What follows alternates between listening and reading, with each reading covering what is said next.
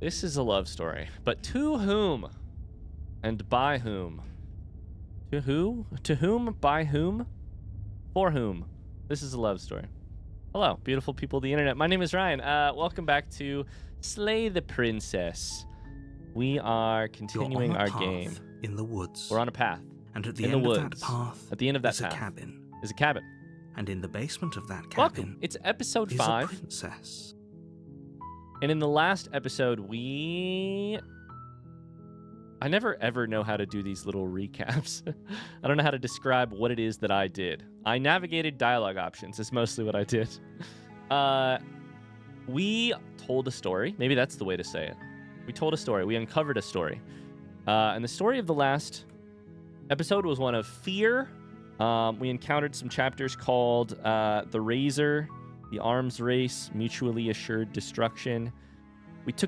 The short answer is we took a knife to the cabin, saw the princess there, didn't talk to her, tried to kill her, and then in the end chose instead to die.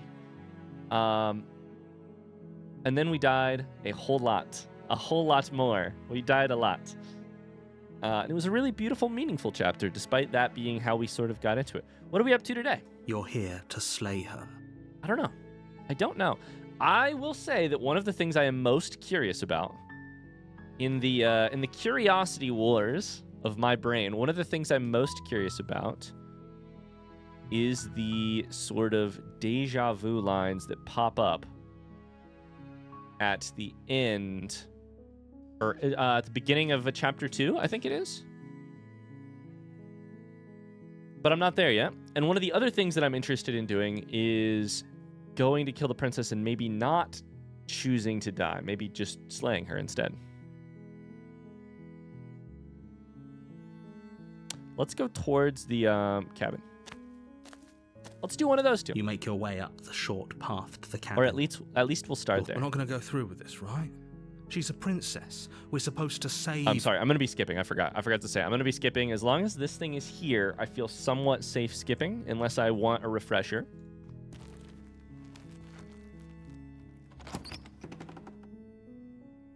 We haven't really thought about the interior of the cabin is almost entirely...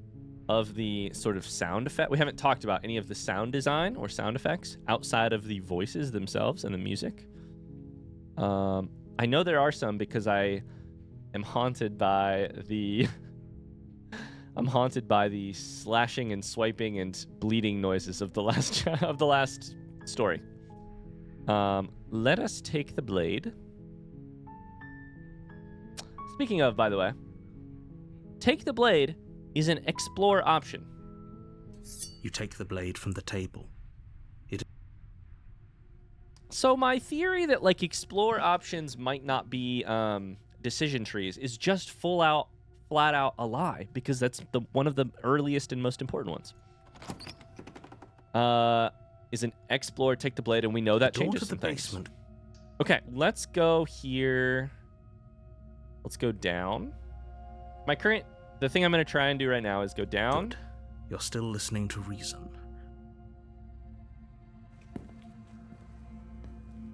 You walk down the stairs and lock eyes with the princess. There's a heavy chain around her wrist, binding her to the far wall of the basement. I think last time I chose steal your nerves and step forward. You step forward. Your grip. We're skipping.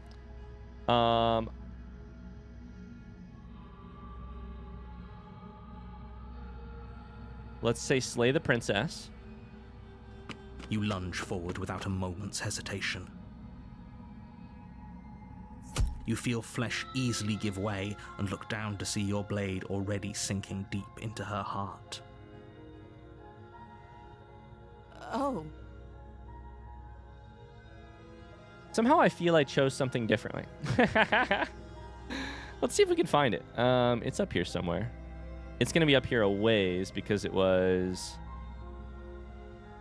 Oh, boy.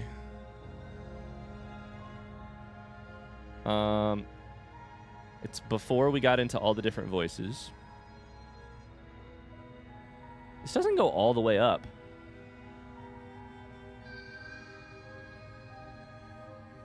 Oh, Okay, I've just learned something interesting. The history does not go on forever.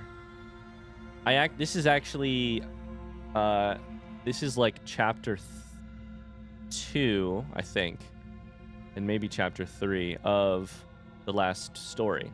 So it's not a complete history, which is going to affect my how I play the game. I think I must have picked something incorrect here. Incorrect in that I didn't pick it last time. This is it, isn't it? Maybe not. I'm almost embarrassed. No, this is it. I should have seen that coming. But I have to wonder. Do you actually believe this was enough to kill me? It's like she's convinced she can't die. Okay, we're already into a very interesting place. So, I don't have any skip text. You think this is enough to kill me? That hints that there is something more here. I also no longer have the blade. You have it. Yes. Even as she lays there dying, she entirely believes herself to be alive and well. She believes herself to be alive and well. Does she have the same power that I have? Where what she believes changes the world? And here's the next question. I think I have to die to end the chapter. I think that's a hypothesis right now. But it's over, isn't it? She stopped breathing moments ago. That arrogant look still plastered on her face. Okay. But is it over? Really over?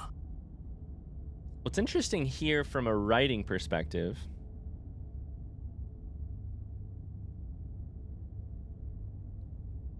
No, this is what I would have expected. So it is the hero saying, "Is it over? Really over?" It is the narrator saying, "She stopped breathing." Is she dead?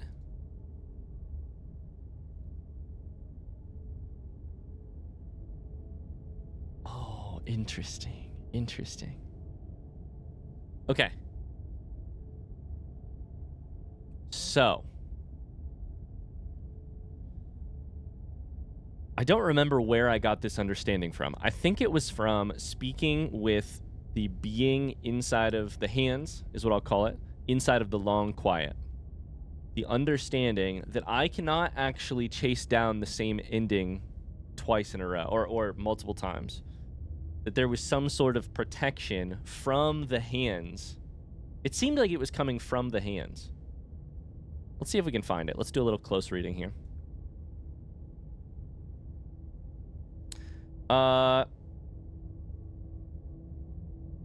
So in here, the conversation with question mark, question mark, question mark. Maybe that's what we can call it.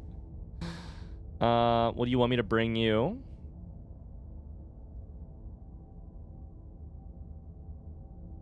I swear. Maybe it was the conversation before this. When I go right here, when I go back, it's as if an invisible wall closes around me. Why can I not do the same things I've done before? Those paths lead to worlds you've already seen, and to perspectives I have already made my own. They are useless to us now, inaccessible. The only paths of value are those that are yet untread. So, that is that's the game designers telling us there is a in-game, aka an in-game or in-world, aka diegetic. If you want to sound really smart at cocktail parties, use that word, diegetic. It's a great word.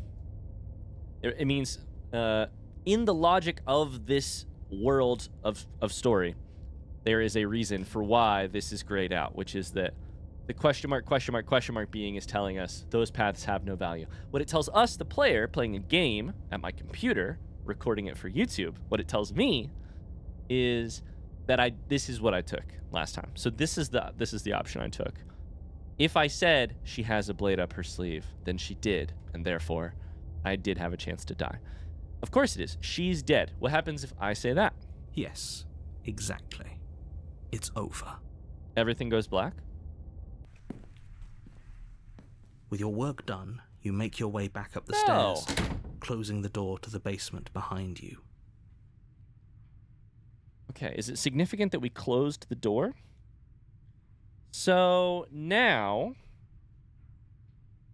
let me just make a note of the decision that we made. I brought a knife. No talking. Killed her. And then left. And we'll see where that takes us. Why do I feel like we've done something terrible? Why do I feel like we've done something terrible? Okay. You did kill someone. Greater good or not, something would be very wrong with you if you didn't feel at least a little bad. But it was for the greater good. One of these days that will sink in and help ease your guilty conscience. Okay. I have some ideas about what might happen next, but for now I'm going to sort of sit on them and do my best to be in the game in the moment and see what happens. Experience it. But that day isn't today. Let's just get out of here. Let's get out of here. Leave. You open the cabin door, ready to return to a world saved from certain doom. Only a world saved from certain doom isn't what you find. Instead, what you find is nothing at all. Where a lush forest stood mere minutes ago, the only thing in front of you now is the vast emptiness of some place far away. This was one of the things I was thinking is I think what this world takes to work is a person playing and a princess. And if one of them has actually ended, then does the world itself still exist? It's like a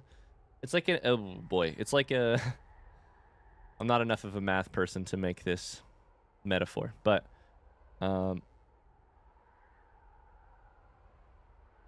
it's like an equation that's missing like one of the important constants. The constant is gone. The equation makes no sense. The equation's completely off balance. What happened? Everyone is fine. It's just that you and the cabin are now far away from them. Don't worry. You'll be safe here. This is good. Everyone is happy. You'll be happy. We know enough about this game and this narrator to know that when we're being told we're happy, that's a problem. This does bring to mind some of the very first questions I had about the game, which is everyone is fine. How can we trust that? What does that even mean? The narrator cannot give us specifics. They can just give us sort of empty promises or empty persuasions. Everything is fine. Everyone is fine. I don't know that I've met a single other person minus the princess, and the princess is now dead. You'll be safe here is interesting. This is good. Everyone's happy. You'll be happy. You'll be happy.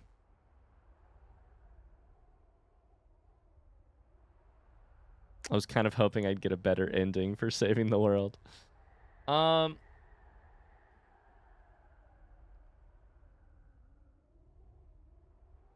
do I feel right now? How do I feel?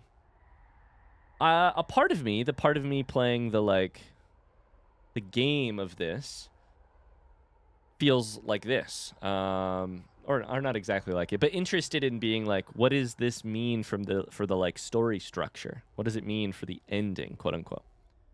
A different part of me, the part of me that's maybe rather than playing the game, the part of me that is experiencing the story has a big like what's the word? Has a big visceral, gut level, knee-jerk reaction to being told, this is good, everyone's happy, you'll be happy. And that instinct is, that's not true. Let me out of here. Or that's not true. I have to find out what's actually wrong if you're going to tell me that everything is good. Let's go with that. Let's go with that feeling. What's done is done. And there's no going back now. This is what's best for everyone. Trust me. So far, this is what the narrator has been attempting to get us to do and what the narrator has been promising. So in a way, that's sort of the path we're on in the story so far, in this story so far. Time passes. You can't be sure if it's days or months or years or even decades. It's all a wonderful, boring blur. You've never been happier.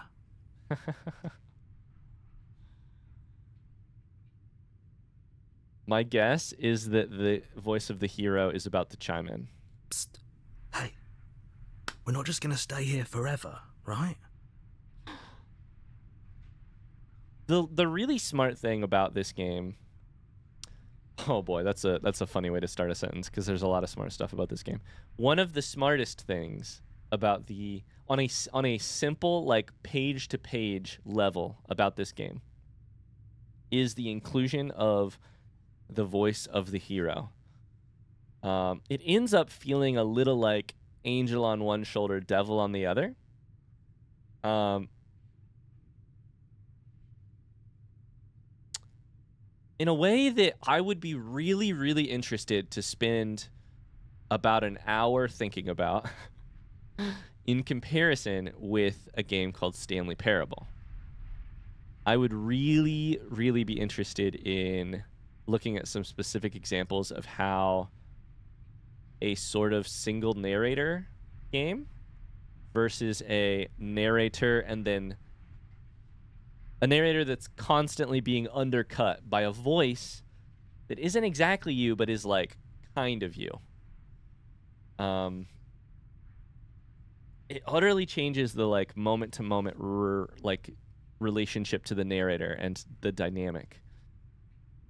And I think my current sort of hypothesis for what it does from a like on a writing level is that what it really does is it removes a lot of the pressure from me, the player. But what I mean by that is it allows me, the player, to play a smaller and yet more important or more focused role in the game. So one way to think about this is like, if this game is all dialogue options, right? And other games, maybe Stanley Parable, maybe other games. I don't want to say too much about that game in case you haven't played it. It's great. It's worth playing. Other games that have a sort of single narrator, a lot of times what happens in those games is one voice talks a whole lot at you, and your job is to play the other half of the tennis match. You're batting things back and forth. And that's a lot of responsibility on you, the other person playing tennis. A ton of responsibility. For everything they say, they've got smart writers building a game behind them with plenty of time to think about what their choices are and what they say and how they phrase it. And you're a person reacting in the moment. And so you're playing this tennis, but it doesn't always feel fair. One of the ways you can make it more fair is you give the player more specific options to sort of respond with. Which is good. That helps. That helps for sure. But it's still versus. It's still 1v1. You know. Here the dynamic is utterly so far to me the dynamic is different. It's two people. So I don't know what the metaphor is. It's not tennis. That's for sure. You know what? Maybe it is tennis. Maybe it's doubles. I'm playing doubles. And I've got Serena Williams on my side of the court. That's not exactly it, because the voice of the hero and I don't exactly agree, and we aren't always on the same team. But the responsibility, what it means for this moment is the responsibility to undercut the narrator is not always my responsibility. Sometimes the voice of the hero provides that, and what I think it allows the game to do on a like line-by-line dialogue level is it allows me, the player, when I actually have to choose or have to decide, I get to be more focused in what I'm doing. So if this was written in like a 1v1 type of voice thing, I would be responsible for this line. Hey, I'm not going to stay here forever, right? Instead, the hero gets to do it, allowing me to sort of how do I phrase this? I get to be a scalpel instead of a bigger blade. I don't know, instead of a sword. I get to be the scalpel. I hope that makes sense. I really hope it does. God, this game is hard to talk about. Didn't you hear the narrator? I'm happy, we're happy. Hell no, do you have any idea how to get us the heck out of here? I find something so funny about saying hell no and then using the heck in the second half of the sentence. Of course we are. I like it here. My gut instinct was to follow this type of thing. How do we get out of here? I do, but you're probably not going to like it. Okay. So... The blade. We can use the blade to get out of this. I wonder how we do that. I can hear everything you say, little voice. There's only one thing it would want you to use that blade on, and I'm afraid that thing is you, dear hero. He's right. It's the only way out. God, I'm already so curious what would have happened if I would have said I was happy. Do you hear that? It wants to take this happiness away from you. It wants this wonderful place to end. Do you not? There's more for us to do, and the only way for us to do it is to take that blade and use it. Don't you dare. Okay, so what is this story going to be about? This version of the story, not the overarching game. But what's this story going to be about? Let's see what the dialogue options give us. Wouldn't using the blade, kill us? Wouldn't we be dead? Anything to get out of this hell? You're right, I didn't like that idea. I'm just going to stick around and do nothing, at least for a little while longer. So...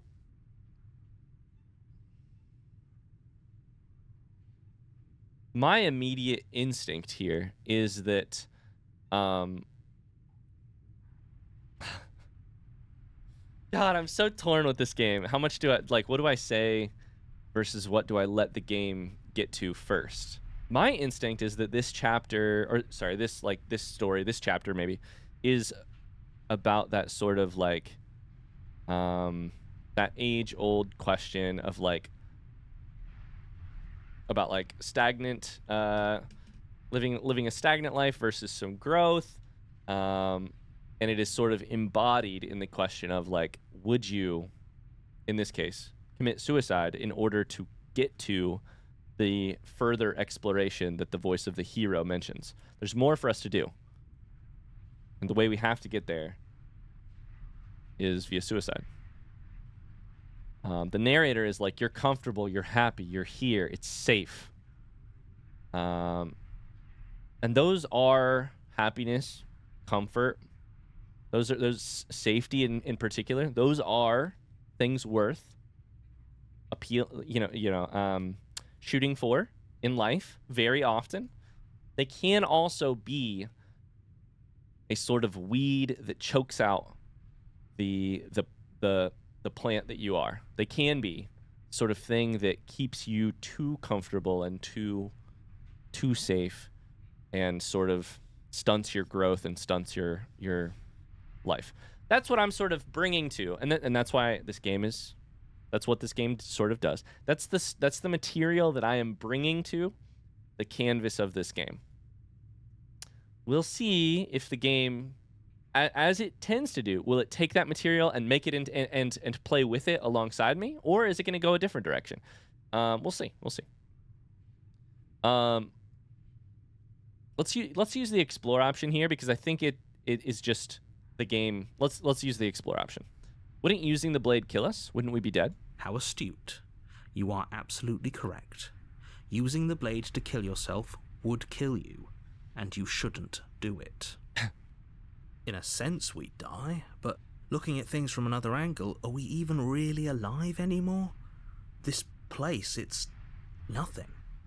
It's absolutely nothing. It's just the same thing, constantly, forever. I know this is out there, but... I clicked the wrong button, sorry. I know this is out there, but trust me, I know using the blade will work. That little voice didn't want you to slay the princess. It didn't want you to be happy. This would be a very interesting route to go on your very first trip to the cabin. I think. And I wonder if it is sort of designed with that in mind, or at least a very early route. If you do what the narrator asks, and you don't get curious, like I tend to do, then you end up probably around here. It's worth noting, by the way, that the design of the audio and visual design is sort of supporting the hero's point of view right now. There is no music. There is nothing to entertain you. You may be happy, but you are very fucking bored. There's nothing outside of the cabin, etc. You'd better be right about this. I'll be pretty upset if we die. I'm not risking death over your weird hunch. Why are those too bold? Anything to get out of this hell. You're right. I didn't like that idea. Okay.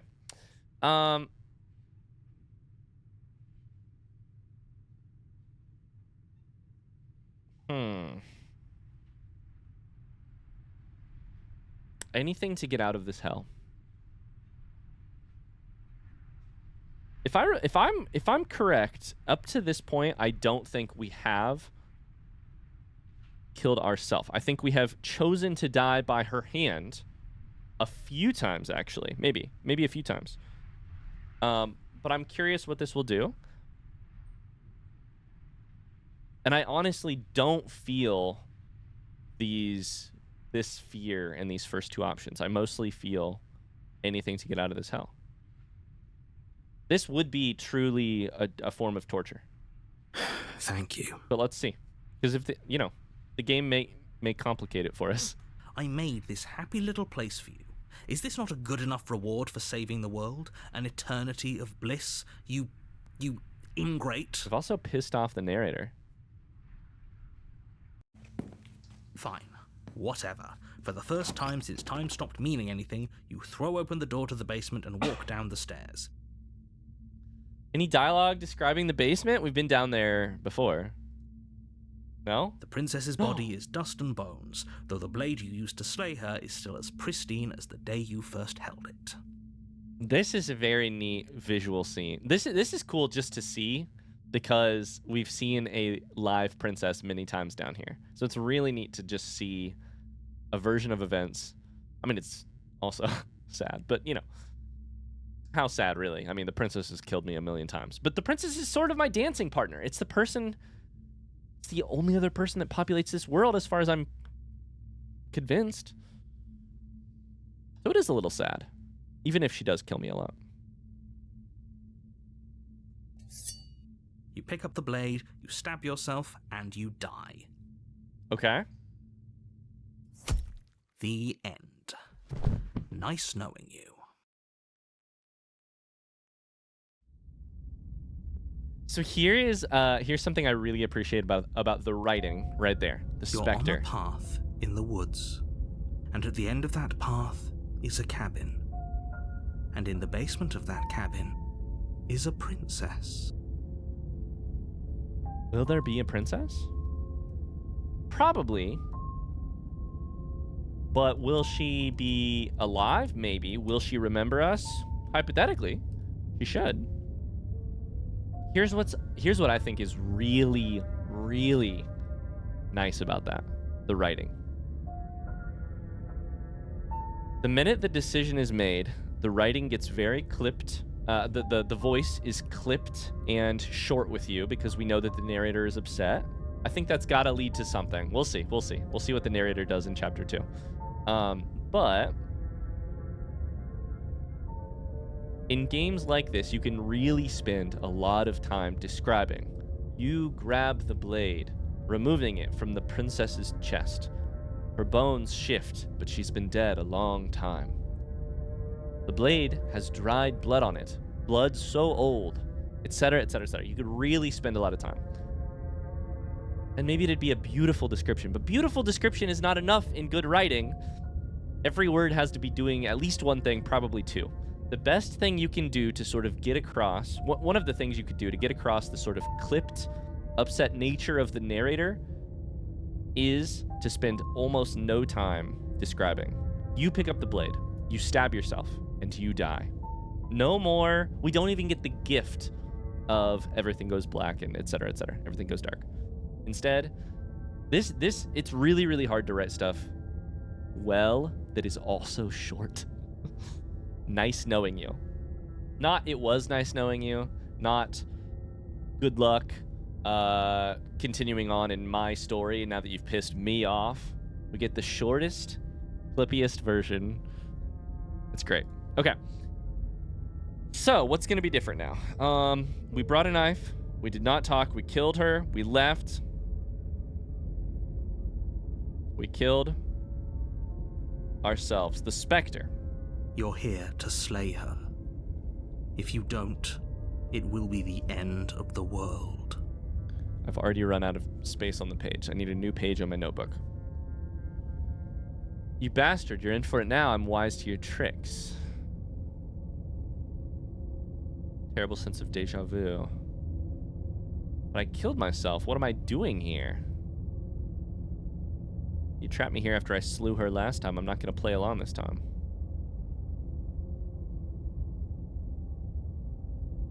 This is a tough path because I don't know what the right choice. Well, I never know what the right choices are. But it's a tough path because I don't know what I want, is basically the way to say it. I died and yet I'm back. What do I want? The chance to keep exploring is maybe the way I would phrase it. I killed myself. What am I doing here? I can assure you that you're not dead. And to answer your second question, you're here to slay the princess. I literally told you that a second ago. Okay. If he doesn't remember what happened, then maybe it's best to keep it that way. Well, we get a new voice here. That's fine. It wasn't very hard to kill her last time. Cold. We'll just do it again. We encountered the cold during our last story. But this one is called the Spectre. The cold. Wasn't very hard to kill her last time. We'll do it again. Well, if for whatever reason you're going to insist that this has happened before, at least your heart's in the right place.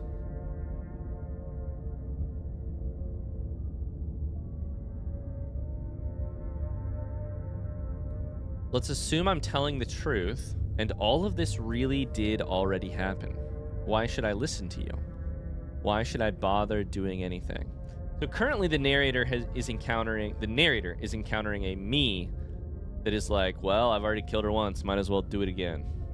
Some mix of that and the hero and the player. That's how I actually feel. Somewhere in the middle of all of that. The narrator's like, well, you've got the right of it. Let's go kill the princess. Why should I bother doing anything? Those are two very different questions, but fine, I'll indulge you if that's what it takes to get you moving. Let's say for a moment that this really is the second time you've met me, or at least a version of me. You died last time, which probably only happened because you didn't listen to me. Oh, we listened to you plenty. We slew the princess just like you asked us to, and then you locked us away in an empty void for eternity. So we slew ourselves too. Well, if you killed yourself, then you weren't listening to me, because I would never want you to do that. Believe it or not, I care about you. I have one major qualm with this phrase. I care about you. No, the narrator, what you care about is having me obey you. The narrator is like, at this point, it is like an institutional level monolith of do what I say, do as I want you to, and I'll reward you. The reward actually has nothing to do with like what is best for me. Like sticking me alone in a cabin for eternity, that's not good. What we don't know is why the narrator wants that. Why does the narrator want that? Why is this narrator obsessed with the princess dying? Why is me being alone in a cabin the outcome that is ideal for the narrator? And I believe your other question was something along the lines of, oh, what's the point of doing anything? If you're asking that, it sounds to me like you're making the rather dangerous assumption that your actions last time around didn't have any consequences. Okay. What do you mean? Of course there weren't any consequences. We slew the princess, the world outside the cabin disappeared, we died, and now everyone's right back where they started. That sounds pretty consequence-free to me. Except things will be different. They should. Yes, but in this purely hypothetical scenario, that begs the question of how you got back here. Did time simply rewind itself, or were you instead transported to a different world entirely? This raises interesting questions. The narrator seems to insist that when I die or slay the princess or whatever in one set of events, we are transported to a new world. The last world, things went badly, and so a new world has to be created, like a multiversal type situation. The narrator is the one who keeps supplying that information. I don't know if I believe in that. The narrator does. Had you failed to slay the princess, what would have happened to everyone in the place you left? It doesn't matter, because we didn't fail to slay her. And if she's really back, which I doubt, it'll be just as easy to do it again. But after that nasty trick you pulled on us, maybe she's not the only one around here in need of slaying. Does that mean the narrator? Does that mean kill the narrator? Just stay focused, will you? Let's talk about this princess. I'm interested in talking this through. Just be quick about it. But I'm nervous about my explore options actually not being explore options. If anything, the world ended after I slew her. When I tried to leave, everything was gone. Last time around, I stabbed her in the heart and she died. How can someone like that end the world? Who locked her in the basement? What is this place? Let's ask the first version. When I tried to leave, everything was gone. The world ended after I slew her. That's a good point. How do we know we didn't have things backwards? Maybe slaying the princess was what ended the world, not the other way round. Yes, maybe this whole thing was a trick to get us to end the world. And now we get to go through the whole charade again, wholly aware of what's waiting for us at the end. But that's assuming she's alive in that cabin. We did kill her, after all. This is my question, is will she be alive? You're going to find her in the cabin. If the princess had actually been slain, you wouldn't be here. Okay, from this line, to me that suggests you only ever start off in the woods when the princess is alive and needs slain. This is the equation. These are this is like the gravitational constant in the equation of our, theory of the universe. The princess will need slaying, and I will appear here. And let me assure you, killing her will not end the world. I don't know what you think happened to you last time, but it's a load of nonsense. You'll get your happy ending. I promise. Oh boy. You tell me I'm happy doesn't making you telling me I'm happy doesn't make it a happy ending. Well, that's exactly what we're afraid of. Really? Living happily ever after sounds that bad to you? Oh well, there's no use arguing over your masochism. The cabin awaits. Who locked her in the basement, and what is this place? People locked her in that basement, and I told you what this place is. It's a path in the woods.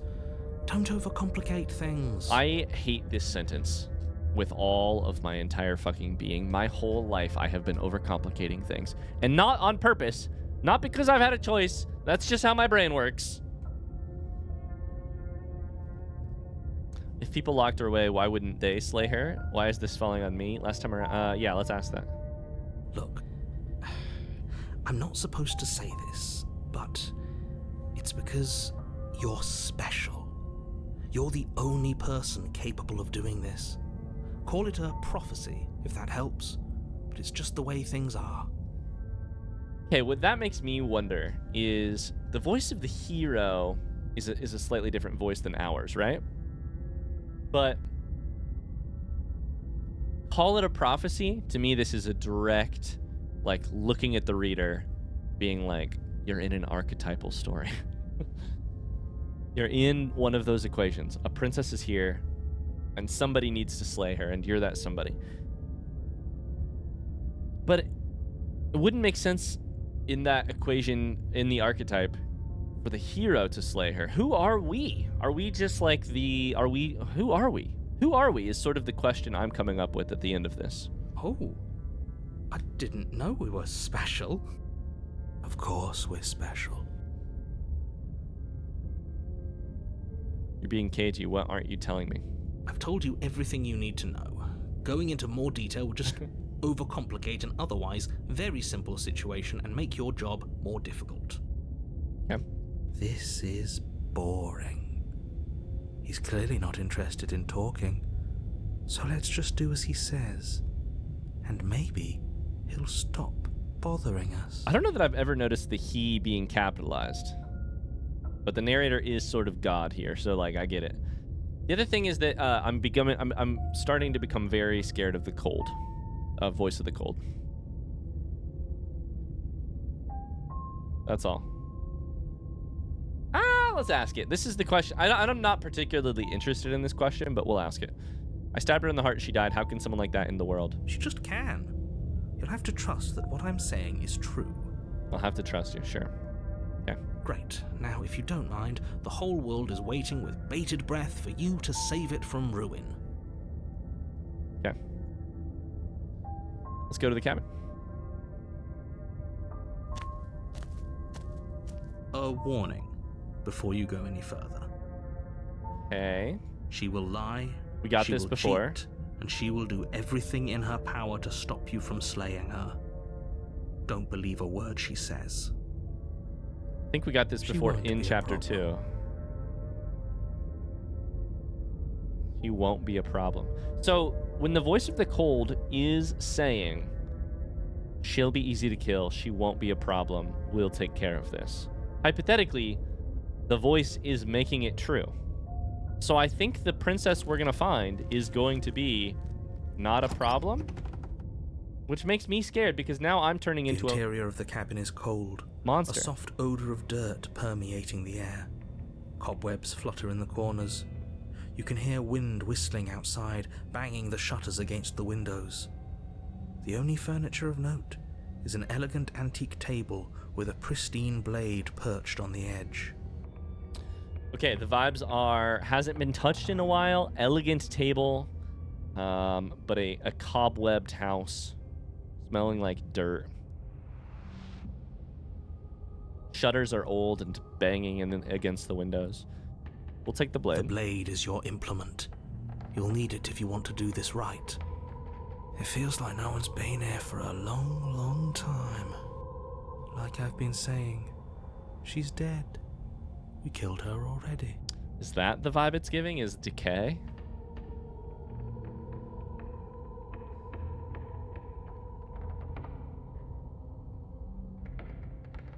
This whole cabin is different than last time. Very different. Yeah. Maybe that's because you haven't actually been here. I hope this means you'll finally drop that ridiculous second life proposition. You haven't died. You certainly haven't already slain the princess. So focus up. A lot's riding on this. I can't tell if mentioning the mirror is ever actually helpful or accomplishes anything. Didn't say anything about the mirror, but I'll tell you what it accomplishes. It lets me hear what the voice of the cold has to say about the mirror. That's because there isn't a mirror. There's a table, the blade sitting on the table, and the door to the basement. There's nothing else in here. There's definitely a mirror. There isn't. Who cares if there's a mirror? Let's just go into the basement and find her body so we can be done with this.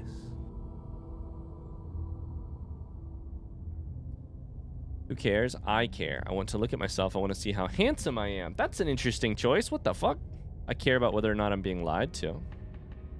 So far, I've believed that the narrator can't see the mirror. I don't trust the narrator to lie that well, frankly. But this suggests that maybe the narrator knows, and I haven't. God, this handsome line is so fucking weird. It makes me... I'm getting serial killer vibes. And I feel like this could point it out. This could make it more real. I care about whether or not I'm being lied to. As do I. I'm not lying to you. Use your eyes. There is no mirror. Why would I lie about something so meaningless? What good would a mirror even do? Let you waste time preening yourself instead of doing what needs to be done. Approach the mirror. Let's do it. I'm so curious. Walk up to the wall next to the basement door. It's a wall. isn't much to see here. Generally, it disappears This as really isn't funny. I wipe the mirror clean. You reach forward and rub your hand against the cabin wall. I hope you know how ridiculous you look right now. But it was there a second ago. And now it's gone. Let's not spend much longer worrying over it. Clearly, it's not even important enough to be acknowledged. It is interesting that I'm starting to question who am I, and the mirror is one of the major question marks in the game for me right now. Take the blade. You take the blade from the table. It will be difficult to slay the princess and save the world without a weapon. I don't know that we need it, but because apparently it's possible she's already dead. But I'm sort of, my hypothesis that I'm trying to chase down right now is what happens if we actually slay the princess every time right now, and do The sort door of to the basement as the groans narrator open, says, revealing an old banister and a creaky wooden stairwell. Everything is coated in a thick layer of dust, and you can feel it settle into your lungs as you breathe in the stale air. ugh. The very building itself feels dead. If the princess lives here, slaying her would probably be doing her a favor. I've heard that line before. The room below is silent. Okay, God, I love that. Nobody's here. Naturally. As much as I appreciate the optimism, you shouldn't be so sure. I guess we'll just have to go down and see. I guess we will. As you descend the final step, the form of the princess comes into view. A skeletal body, lying in a heap on the floor, its wrist still bound to the wall by a thick chain. Okay, so this is interesting. Because what's happening right now is my understanding of the equation of this world wrong? I would have assumed that there had to be a princess that could be slain. Okay. She's definitely dead. Do I need to slay an undead princess? It's just like I told you. Before you have a chance to finish your thought, the top of a head appears from ghost? underneath the floor. It is. It's a ghost. Oh, it's a haunted house. It's a ghost story. That explains why all the writing is like this. Two deep-set eyes stare up at you, followed by a mischievous skeletal The grin. cobwebs, the creaking stairs, the shutter bang. Of course. I should have seen that coming. That's awesome. That's great. A mischievous skeletal grin. It looks like your mouth is almost sewed shut. And finally, the rest of the body floats up to join the head. Wait, this isn't right. What's going on here? I wonder if the mouth being sewed shut has to do with the fact that we didn't talk to her. Also, that is a rhetorical question, just to clarify. Just a reminder, this is a blind playthrough. Please do me the favor of not writing any information down in the comments that I don't know about the game or that I haven't understood about the game so far. I'd like to be able to hang out in the comments with you guys and read comments and respond during the playthrough. Just a reminder, this is a blind playthrough, and the only way we keep it that way is if you can play along in the comments by not giving me more information. Thank you, thank you, thank you. This isn't right. What's going on here? There's also the X directly over your chest. Are you going to, like, want to be slain? The cold says that it should be easy to kill you. Ghost! Hero scared. Oh. Wow. How absolutely terrifying. Fucking serial killer cold What's a ghost supposed to do to us? is not scared. Oh, it's you. Hiya, Keller. Hiya. I was hoping to see you again. I have some issues with how our last meeting went. Okay, so you can still speak despite your lips maybe being literally sewed shut. The princess drifts across the room into your orbit, gently running her fingers across your shoulders and down your neck as she circles you. Aw, shit, are we flirting? Her touch is cold and ethereal, formless yet real enough that her icy fingertips send shivers dancing across your skin. Okay. So one of the easiest questions to start asking here is, if we can feel her touch, will our physical blade be making be causing you physical damage? Because hypothetically, I need to slay you. So she has a body, and she's right there. That means we could kill her again, if we wanted to. If we wanted to. God, you're so creepy.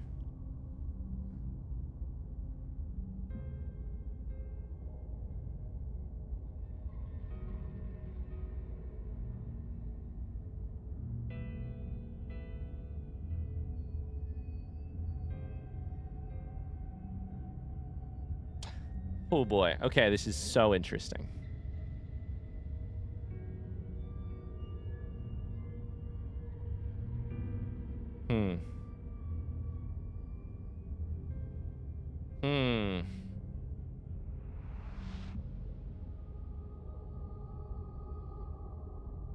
Let's slay the princess.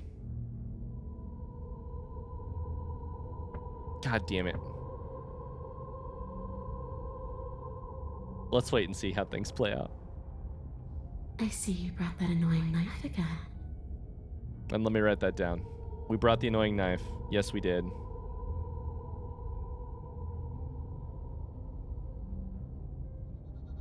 So, are you waiting for a chance to use it? Or are you here for something else? I just kind of want to ask you some questions.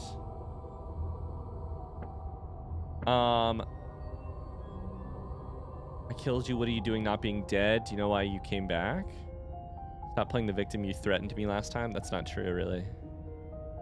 Sorry I killed you last time. I shouldn't have done that. Do you want me to die? Do you want me to kill myself to satisfy some sort of sick revenge fantasy? Because I already did that. It wouldn't be hard to do it again. I'm sorry. Can I make it up to you? The people who wanted you dead tricked me, and the enemy of my enemy is my friend. Let's team up. That's interesting. There's so many options here. If I knew I'd wind up having to talk to you again, I wouldn't have slain you. I died too, and I'm not floating around like you are. What's happened? Why am I different? Why are you different?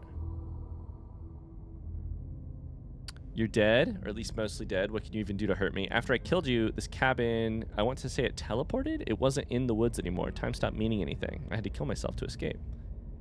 Guess I should tell you why I was sent to kill you.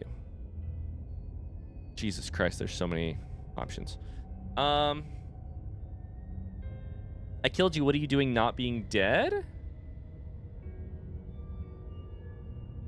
I don't feel very bad, but I guess I'm not dead. So you must have only mostly killed me. You must have only mostly killed me. What a good line. Or maybe death is only mostly real, but it's also mostly not real. I'm not sure. I'm just the one these things have happened to, not the one with all the answers, or any of the answers.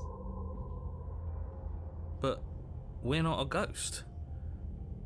Unless we are? Maybe that's why the mirror disappeared. We're actually dead. Now that's an interesting hypothesis. The mirror, as far as I know, only appears in chapter 2. Death, at Or least 3. as a form of permanence, is just a concept. And clearly it's not a very useful one anymore. Maybe we should throw it out entirely. That might be the thing you've said that makes the most sense. Voice of the cold. Your body's right there, though. Your dead body. The princess glances back at the bones lying on the floor. It's just a body. Do you believe these bones? Or do you believe me? Because those bones aren't talking to you. For the voice, for the sound design of this voice, they echo it a little bit delayed. They echo the voice actor's voice a little bit delayed. She's seeing things pragmatically. We should do the same. Reality is what's in front of us, not our preconceptions of what it should be.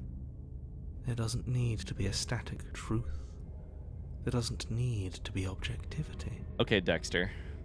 Dexter, aka the voice of the cold, and this princess might get along super well. Maybe this is when we finally get to romance the princess. The skeleton and the killer. Do you know why you came back? How should I know? Why does anyone come back? Maybe I have unfinished business with you. Or maybe you have unfinished business with me. Or maybe the narrator has unfinished business with the both of us. All I know is there's a hole in my chest. And not the big obvious one that you put there. There's something older and deeper. A nagging reminder that I'm not where I'm supposed to be. A nagging reminder that I'm not where I'm supposed to be. Where are you supposed to be? Home.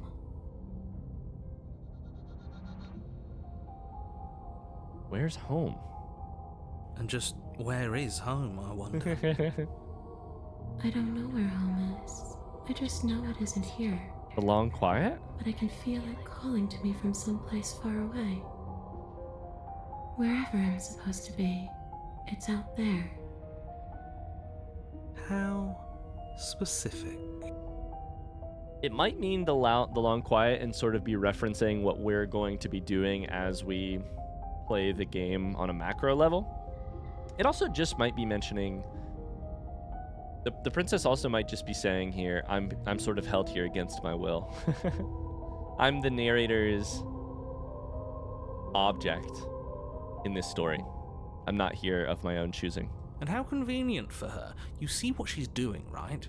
She's suggesting that the only way you can rid yourself of her would be to let her out, which, in case you haven't been listening, will spell the end of the entire world.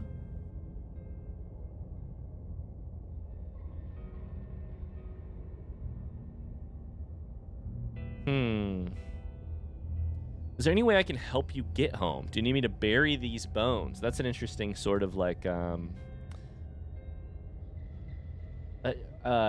traditional ghost story. We need to put these bones to rest so that you can stop haunting them, so that you can go where you need to go. No, those bones are just a body. Yeah. They aren't me. Subvert the expectation. Bury them. This isn't a ghost Smash story. them. It won't do a thing. This isn't that type of story you're familiar with. But you can help me. This place won't let me leave. At least, not alone. I've tried. Before you came back to me, I explored every inch of this place, even the spaces between the walls. But I never found a way out. I always wound up right back here. Maybe we should just leave. If she can't get out on her own, then why do we have to do anything? We could probably walk out right now and everything will be fine. Hasn't got out and can't get out are two very different things. It'd be dull anyway. It's more interesting if we make a choice. It is. But you can come and go as you please, can't you? So, let me hitch a ride. When you say hitch a ride, do you mean on my death, or do you mean walking out with me? After all, Oh boy, that was creepy. Absolutely not. Hitch a ride. Is she asking if she can possess us? She is. And I hope I don't need to explain why you can't let that happen. I immediately have to let that happen. Catastrophic if she managed to escape this place. And if you let her in, there is very little anyone could do to stop her. Well, they say curiosity killed the cat, and Would possession she be able to see us killed if me. we went along with it? Would she be able to see us if we went along with it? Now, isn't that an interesting thought? Oh. We could finally bring her face to face with him. The narrator. I wonder what she would have to say to the one who wants her dead so badly. That is interesting. You won't like how things play out if you go down this path. Oh, probably not, but we have to see what happens.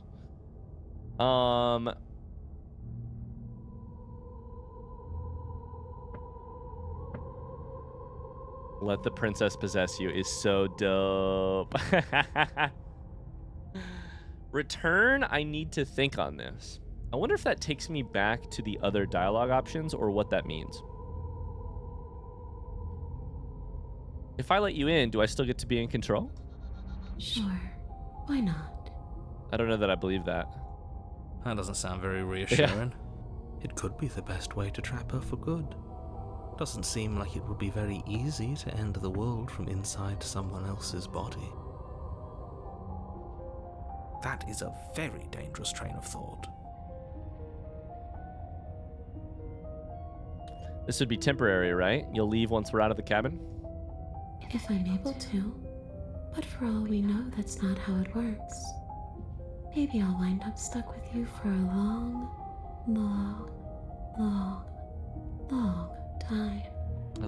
I do love that you said it 4 times. Do you hear the way she said that? She knows more than she's letting on. Exactly. Don't let her fool you into doing something you'll regret. Okay. Yeah, the choice there to do of the voice acting and the writing, to say, maybe I'll wind up stuck with you for a long, long, long, long time. This is such a small thing. But when people talk, they say, oh, I was there for a long, long time. First off, they say, I was there for a long time. Or they say, I was there for a long, long time. Or I was there for a long, long... I don't even know if people ever really say 3. 4 is such a weirdly odd, specific, ghostly, haunted way to say it. Especially with the voice acting being like, maybe I'll wind up stuck with you for a long, long... Oh, it's creepy.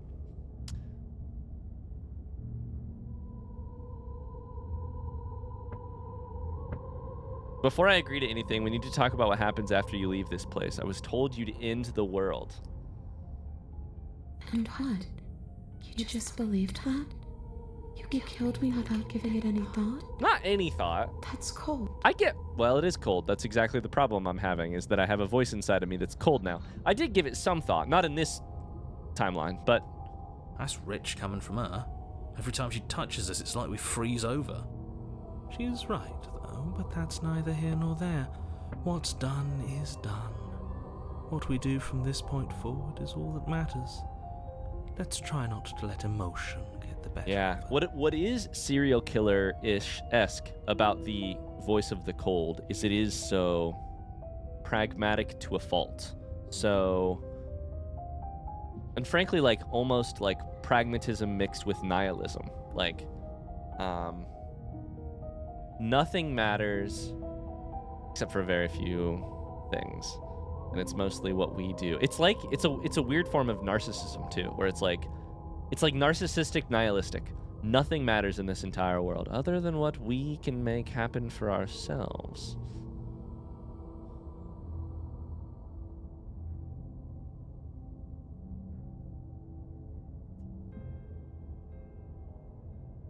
You didn't answer my question. Do you, were you gonna end the world? I don't know. I just wanted to leave. I still just want to leave. Okay. What are you gonna do if I help you get out of here? I don't know. Maybe I'll just fade away. Finally able to rest once I'm free from my unfinished business. Maybe I'll find someone to haunt. It's even better, actually. It's even better. The voice, the sound design that I was talking about. In some of the dialogue, the loud, like, foregrounded voice, the normal voice, talks, and then a second voice echoes behind it. Right there, I don't know if you heard that. The echo voice is forward. The foregrounded voice is actually behind it in terms of timing. Oh, it's weird. It's a good twist on the, like, ethereal voice design, like, you know, ghostly, haunting, echoing sound design. Maybe I'll haunt you. I'm absolutely gonna let her possess me. Haunting me would be kinky. I like that. But my hope is that you'll haunt the narrator. My hope is that maybe we can get the princess out in a way that she could haunt the narrator. It's a tough question. Asking someone what she's going to do with her life?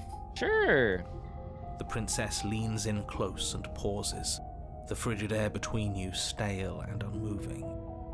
Especially when that someone is dead. She pulls back with a playful giggle. I like those moments a lot. I don't think most living people could answer that either. Does anyone actually know who they are or what they want? It's still a terrible way to avoid the question, but I hear you. If I say leave it at that, then we get backwards. Okay, so return. We know what return does now. We know what return does now.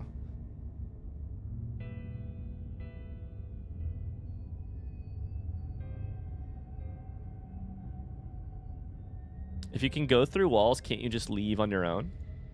I wish that's how it worked, but this place won't let me go. In that equation, in that equation of the universe, there must be a princess in the basement of a cabin. Must be someone who slays her, or wants to slay her, or is sent to slay her.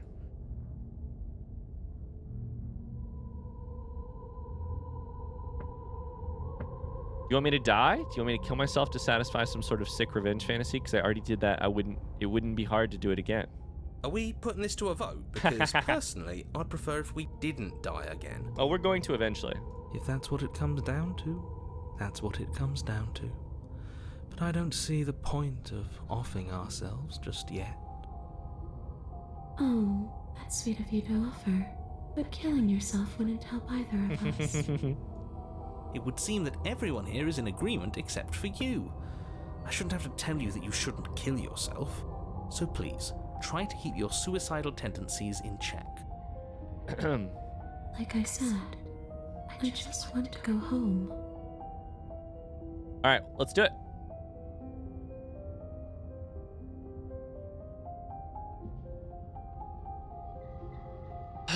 This is an interesting question, and we should ask it actually, which is, you and I are different. We're dying differently. I'm not a ghost. My body isn't up there in the cabin where I killed myself. Your body is here. Why are you different? Why am I different? You don't look dead, killer. The princess grabs your wrist, a sudden shock of cold flowing all the way up your arm, her eyes still fixed on yours as you try to squirm out of her grip. And you don't feel dead either. Are we about to bang? What?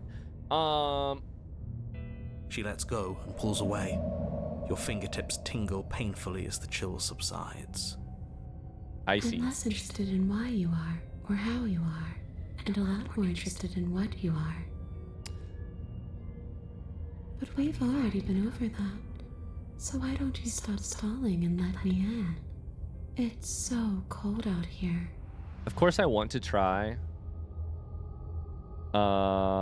slaying the princess, but instead I'm going to try to let the princess possess me. I've given it enough thought. Let's get you out of here. The princess swims through the air in front of you, pausing for a brief moment as her dark-rimmed eyes stare deeply into yours. There's a hunger in her gaze. You're really trying to make it up to me, aren't you? Thanks for being a pal, killer. I mean it. What are you doing? Don't just let her in. How many times do I have to tell you? See you soon. Oh boy. She rushes forward and then she's gone. A sharp chill spreads across your body. It starts in your chest, a freezing numbness flowing out from your heart, all the way down your limbs, your mind growing cloudy and confused as it settles over your very soul. I'm not sure I like this.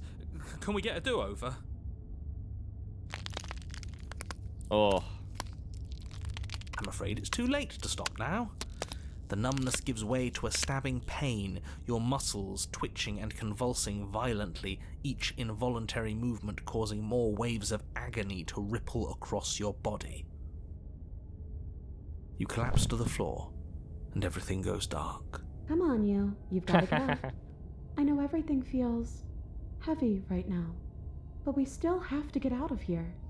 Everything goes dark is such a, it's like a, what's that what's that word? Where you have like a phrase implanted in you.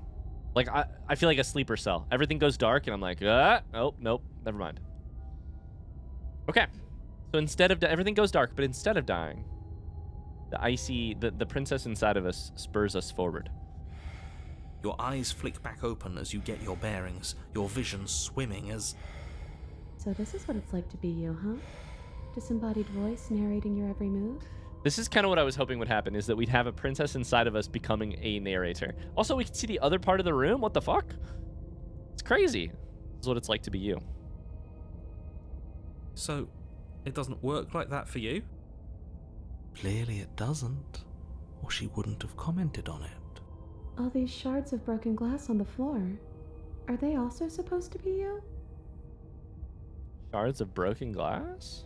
Hey, I'm not a shard of broken glass, I'm... Mirror? It's okay. You can finish your thought. I'm a voice?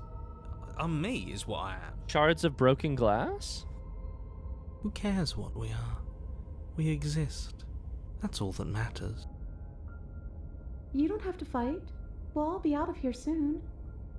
No, it matters. What we are matters. If I'm a shard of broken glass, then that raises some questions about certain other voices in here too.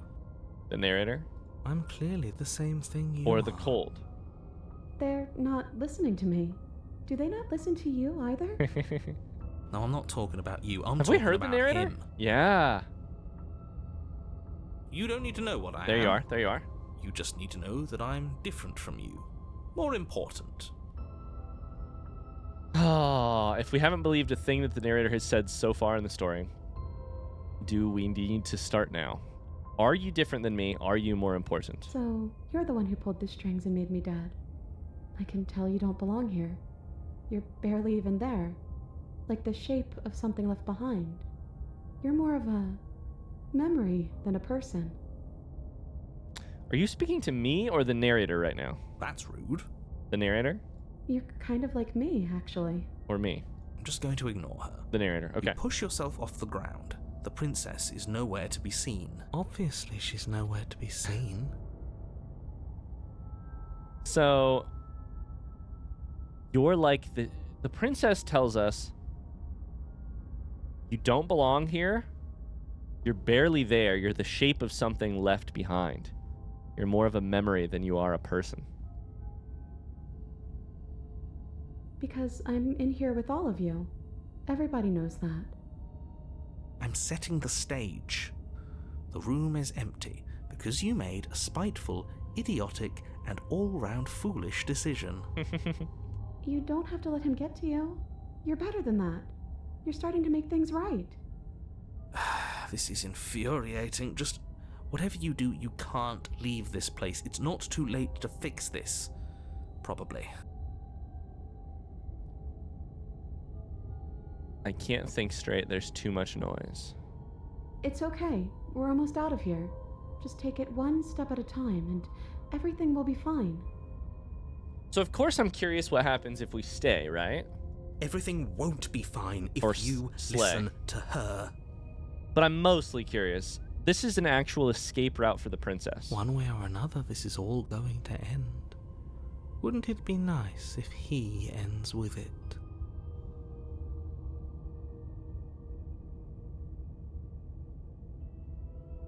I don't know how I Wouldn't do that. Be nice? There's only one way to find out. The other thing that I'm actually starting to get a little nervous about is that this is a, like, end the game ending. Like, I am going to take a quick little save just in case. And if we leave the basement, we let the princess out in possession of our body, literally being possessed by the princess.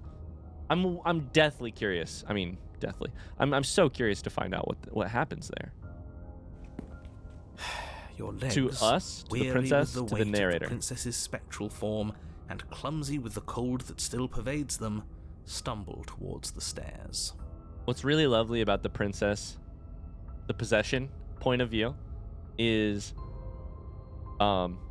we see each of these places from the wrong angle now. I need to write down that I made a decision to leave the basement. I'm just trying to get home. You don't have to act like it's the end of the world.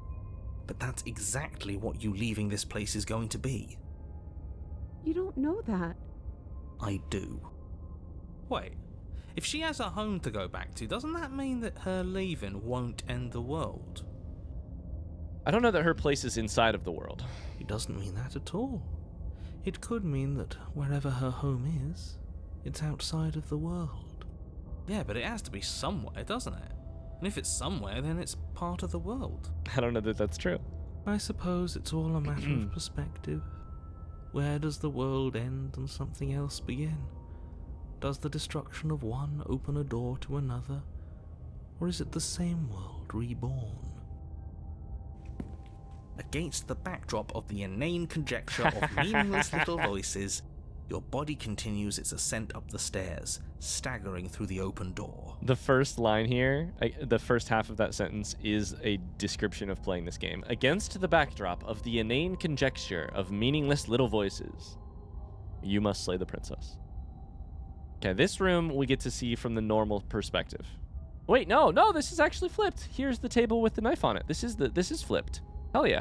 I was hoping that would continue. For how much you hate her, you aren't doing a whole lot to stop us from leaving this place. Maybe the bossy one doesn't actually hate me. The bossy one. Maybe he even likes me. Or maybe he just knows that he's been in the wrong. Maybe he's trying to make amends too. I think he's obsessed with you. Not at all. I'll have you know that I do hate you, and I will continue to hate you for as long as I am able. It's just the weight of it all. It's too much for me to do anything other than describe and dictate. The weight of it all? And whine.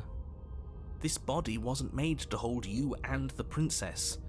If you want to renege on your cataclysmically terrible decision a minute ago, well, you're the only one that can make that happen. The narrator's not in control here. We get another option. It's smart to give you a second time to think about your decision. I'm gonna choose it, but I am gonna write down that I chose trudge forward here. You continue slowly to the door, your feet like lead dragging across the floorboards, growing heavier with each step. Is that because it's difficult to drag the princess out of here? We're so close. Thank you, thank you, thank you. If we get out of here, I won't even care that you murdered me anymore. It is interesting that once the princess possesses you, the voice is no longer the ghostly voice. It's the princess that it's sort of like default princess, I think. You lift your shaking hand and rest it on the door handle, but you pause before you open it, exhaustion sapping what's left of your will. Is it? Was exhaustion really the best you could muster up? It's over. There's no use stalling. Let's see what happens next. Let's see what happens next. I was gonna say, even though there is no other option, I'm guessing we get a third moment where we have to say, continue forward. 3 is such a better number than 2. Shit. But exhaustion wasn't enough, was it?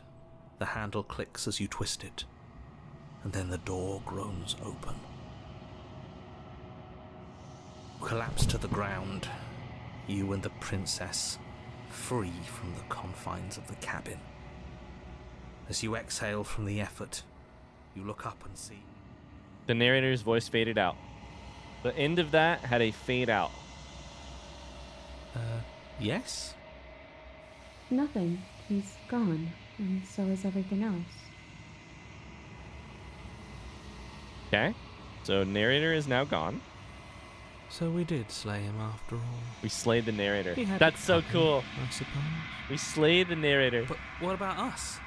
Are we just stuck here in nowhere forever? Did taking her out of the cabin really end the world? We're still here. This is also weird. Yeah, the voices are still here, but we're in a version of the long quiet. Look at the fog. Yeah, but that thing you said earlier, are we not part of the world anymore? Are we in some world that exists after the world ends, or on top of the other world but not in it, or have we never been part of the world? Okay, I've heard enough from these two. Let's see if I can pop out. Okay. Hitchhiker. Steam achievement. You feel a lightness in your chest as a pair of sunken eyes emerge from your body and stare up at you. Ella, you actually freed me, didn't you? I'm outside. Thanks for giving me a second chance, killer. It's so endearing to be called... In this, I find it one of the most endearing things that's happened in this game, vis-a-vis the princess, to be called Killer. You know, Killer is a pet name. It is also, in this case, literal. It's great. Don't mention it. I think this is where I'm meant to be. Yep. The hands. The hands. You don't get the chance to respond, nor will you ever. It's time to leave. Memory returns. She's gone. Where did she go? Should we try and find her? And there's that mirror again. Why is it here? Why now?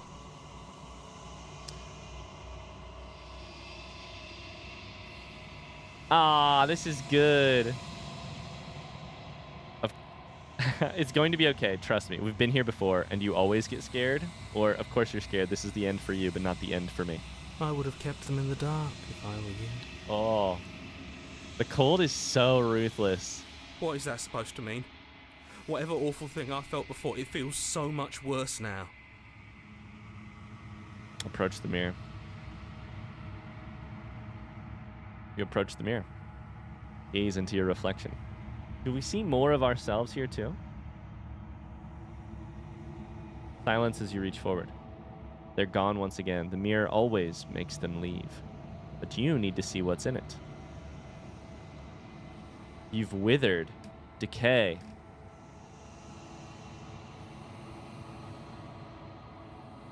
I've withered. You find yourself in the long quiet once again.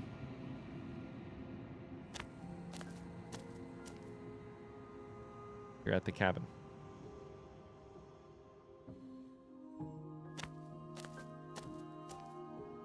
I am a growing chorus of contradiction.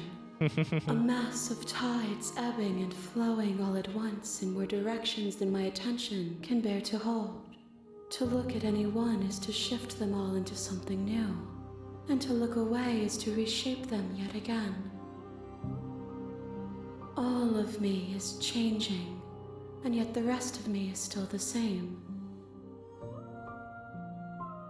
Okay, sorry, I had to step away from the computer for a second. So let's do it. Let's do the conversation. Here in the long quiet, the end of all things. I find this first option really funny. You can't be a contradiction. Contradictions don't exist. What does Walt Whitman have to say about that? I contain multitudes. Do I contradict myself? I contradict myself. Of course you can contradict yourself. To contradict yourself is maybe the most human thing you can do. How can you stand to be a contradiction? I don't know. How can you? Me personally, I have panic attacks. How do you do it? It doesn't matter how many times I go back, at least one of us always hurts the other. Doesn't that change you? Doesn't that make you worse? What do you think of this vessel? I love asking that question. I'm still planning to kill you once we're done with this. I actually don't know if I asked this on the first conversation. I don't know that I did. I'm still planning to kill you when we're done with this. I don't actually feel that way, so I'm not going to say that. Do you know what happens to the worlds we leave behind? Have you figured out what you want when we're finished? Do you still not care what I bring you next? How many more vessels do I need to bring you?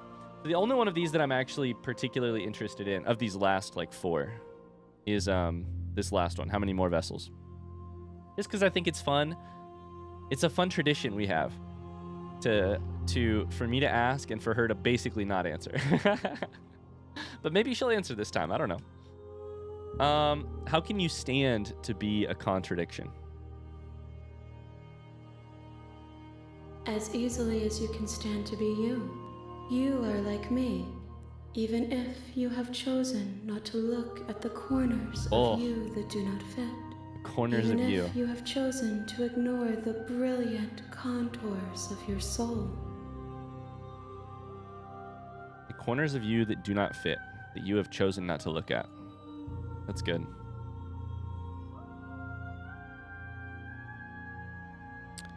You can't be a contradiction. Contradictions don't exist. And yet my waters flow and my streets bustle. There are no words that can describe me into non-existence. There is no logic that can bind my multitudes. I think this is an actual Walt Whitman reference. Multitudes. This is the contradictions and containing multitudes bit is a Walt Whitman reference, which I love. It's at least in conversation with Walt Whitman. A growing chorus of contradiction, a mass of tides ebbing and flowing all at once in more directions than my attention can bear to hold. To look at any one is to shift them all into something new, and to look away is to reshape them yet again. It just sounds like Whitman. Let me look up a little Leaves of Grass real quick and do a little reading for you. The thing about Leaves of Grass is that it's long as shit. Oh, I'm not gonna find a good quote in 2 seconds of looking, but let me just scroll real quick and see if I can find something.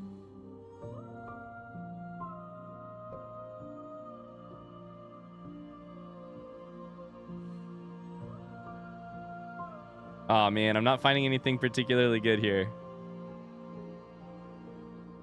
One second. Here's a good one. Okay, this is from Leaves of Grass. I am of old and young, of the foolish as much as the wise, regardless of others, ever regardful of others, maternal as well as paternal, a child as well as a man, stuffed with the stuff that is coarse and stuffed with the stuff that is fine. Oh man, I don't know why I feel like I just needed to read some Walt Whitman there. This part's good. I am everything that you have known me to be, but I am also none of it. Whitman! That's so funny. It doesn't matter how many times I go back, one of us always hurts the other. Doesn't that change you? Doesn't that make you worse? It changes me, but it doesn't make me worse, nor does it make me care for you any less. Does it make you worse? Do you resent me?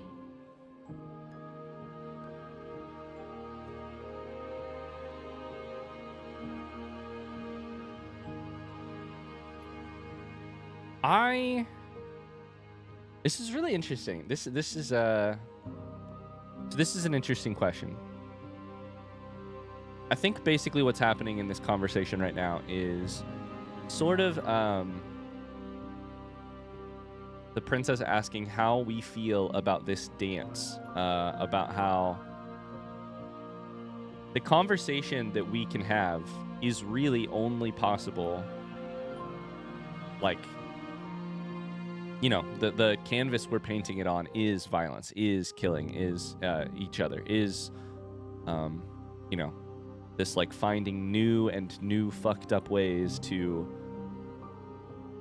fear and betray and kill each other. I have not at a single time so far felt that I want it all to stop. I have not a single time so far felt that I resent it, that I'm being tortured. I wonder how common that is. I wonder if others do feel that way. I mean, it's a violent game, and I'm sure I don't even know how violent it is yet. And maybe other future stories will make me feel differently. But so far, it's felt like a very light dance. It's felt like a very lighthearted. I mean, the subject matter is terribly dark, but like I've found a lot of lightheartedness in that dark, in that darkness. And not in a weird, kinky, like, it's great how the fact that we can hurt each other means that we truly love each other way. Just in a, like, it's just felt very, not like that. I'll say it, not really. It all seems so distant as soon as I'm near you. It does seem small from here, and the more we journey, the smaller each of those steps will be. But that doesn't make any of them less special. What do you think of this vessel? This one is vaporous. She is a dream of a life she could never have, but that longing has given her so much capacity for kindness. She will make for a yearning heart. A yearning heart. Do not mourn her. She will finally be able to hold what she never knew. It's interesting how much of this story to me felt like it was sort of to me it felt like a way to get the narrator out, or like a way to sort of get one over on the narrator. But of course the game isn't about the narrator. The game is about the princess. And so yeah, it's interesting to get to the end here, and we're speaking to, you know, the princess, not the narrator, that's for sure. What happens to the worlds we leave behind? My perspectives are shadowed. You have seen what I have seen, just as I have seen what you have seen. The angles of my vantage do not offer me hidden truths, and my attention is turned inward, except when you are here with me. She says, I have no extra wisdom on this. Perhaps this will change when our work is done. She says, I don't have any wisdom you don't have, basically. You still not care what I bring you next? I care about your gifts, but I have no preferences to burden you with. Even if I did, I would never dare to tarnish our relationship by assuming myself above you. It's interesting. This is like, the language here is like this is a true collaboration. Like, no limiting each other, no like coaching each other. It's very like, what you bring to the table is great because you brought it, you know? And I would never deign to influence you otherwise. No preferences on how you'd like to change or grow. I asked this question last time. The tides do not dictate where they are pulled. A river does not dictate its outlets. My gift to you is to let you choose your path, and my task is to treasure the gifts you bring me. I like that.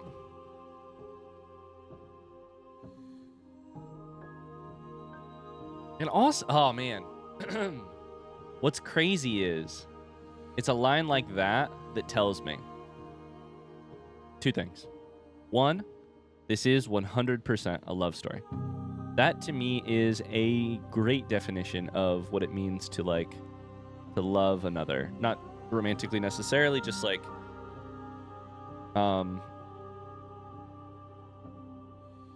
to love someone is to give them the gift of letting them choose who they become and treasuring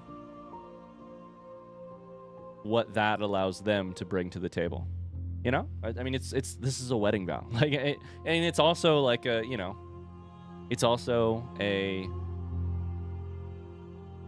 that's a great goal for me as a parent to my daughter. You know, that's like, as a son to my mother. It's a love story, not romantically necessarily. Just it's, and it also, the other thing it tells me is that, yeah, the game's got heart. Have you figured out what you want to be when we're finished? The desires of my multitude thrive in endless competition with themselves, but none of them rise above their dance to influence me. This is like we have, this is like a, it's like the princess is like 21 right now. She's got a better understanding of who she is. And a better, much better understanding of her capacity and capabilities. But she's not there yet. She doesn't know who she is. I yearn for what I have always yearned for, our awakening. Other desires shrink in the light of knowing you and knowing me. How many more vessels do you need? We will know when we near our destination. Hey, tradition. You know, I had to ask it. I'm ready to go back. God, I almost misclicked there. That scared me. I almost misclicked. I will be here when it is time for us to meet again. The quick end. Everything goes dark, and you die. A yearning heart, bring the spectre to her. You're on a That path in the woods, is gonna do it. and at the end For of that that path arc. is a cabin.